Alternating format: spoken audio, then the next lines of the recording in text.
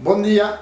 Aujourd'hui, nous allons vous parler de mission qui s'effectue en totale synergie entre la réserve marine, le parc marin et le laboratoire Arago. Ici, comme exemple, ces trois entités se sont réunies pour travailler sur la colère paracemosa qui a été observée il y a quelques temps. Voilà. Et bien, bonne projection.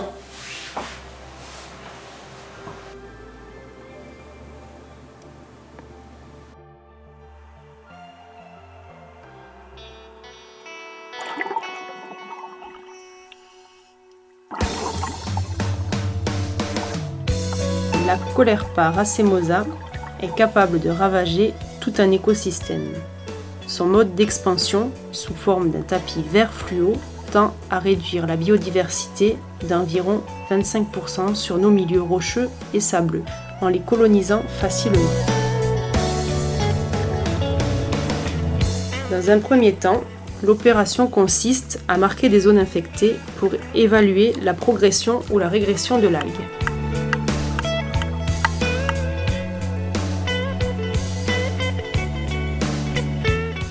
Elle est un véritable fléau pour la flore et la faune locale, car elle est difficile à éradiquer et sa reproduction peut se faire de deux manières, à la fois sexuée, mais également par forme de bouturage.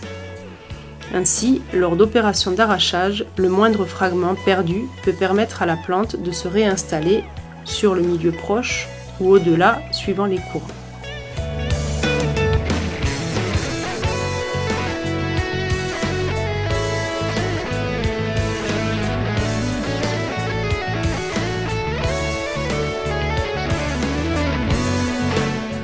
Un prélèvement est également effectué pour les tests en laboratoire.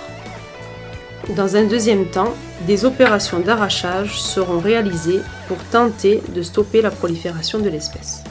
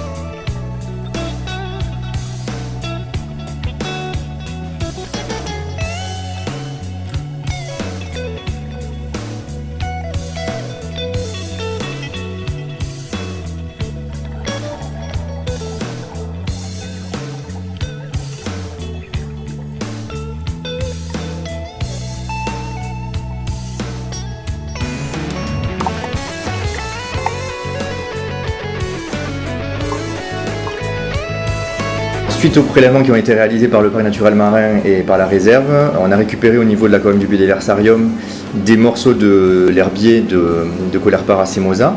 Ces morceaux d'herbier ont été placés dans des aquariums qui sont complètement hors circuit par rapport à l'aquarium public, de manière à éviter tout rejet vers le milieu naturel de ces fragments qui servent à l'expérimentation. Donc ces fragments ont été traités par injection avec du sulfate de cuivre et de l'eau de javel. Ces deux produits, qui sont des produits dont le taux de toxicité est relativement faible pour le milieu naturel, ont été injectés directement dans les siphons de l'algue, donc c'est-à-dire dans les tiges rampantes, de manière à tester leur potentiel pour la détruire sans avoir besoin de l'arracher.